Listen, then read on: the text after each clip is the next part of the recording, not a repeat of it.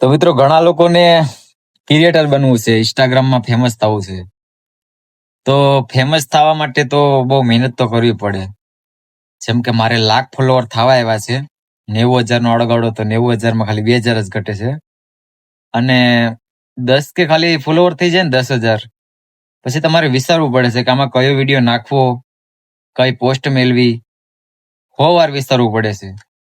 કારણ કે પછીમાં જરાક પણ ભૂલ થઈ જાય ને તો બહુ મોટો લોસો થઈ જાય છે.